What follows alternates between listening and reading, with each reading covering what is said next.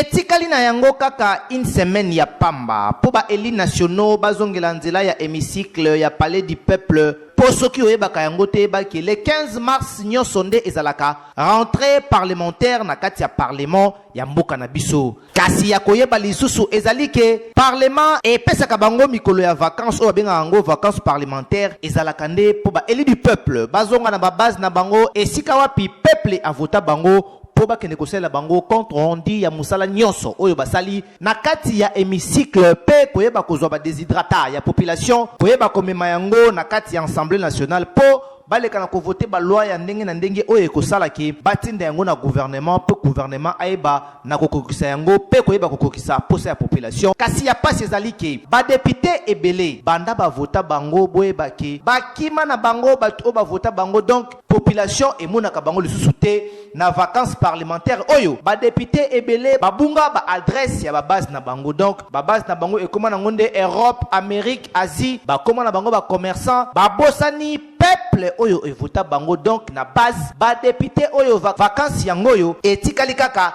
une semaine ya pamba surtout ba député oyo bazali élu na kati ya Kinshasa bazongaka na base te babosana nzela ya base babosana peuple oyo evotaki bango po bakende na parlement misusu kutu babase na bango ekomande ba radio na ba télévision mais na terrain esika bakitaka mpona kosala campagne électorale bakendaka lisusu te babosana base kokamwa surtout ba eli ya mboka na biso mingi ya Kinshasa bazongaka na base te na yango na rentrée parlementaire nyonso ba eli ya peuple bayebaka bango ko déposer ba rapport ya vacances parlementaires na bango siko tozotuna bino ba député oyo bozwaki congé ya vacances parlementaires siko na rentrée parlementaire oyo kosalema awa le 15 mars 2020 oyo na session yango rapport ya vacances nini bokosala pona base bokita te base pe ba mona bino te surtout bino ba eli ya Kinshasa bobosana ba base na bino ba vota bino siko na parlement bokomema rapport nini na session oyo ya mars ezali kofungwama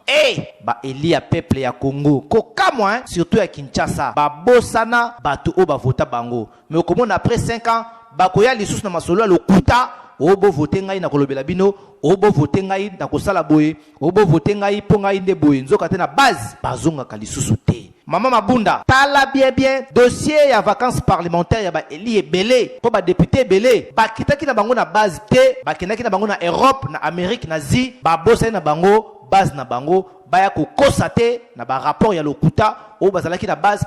et moni bino te surtout bino ba eli ya Kinshasa.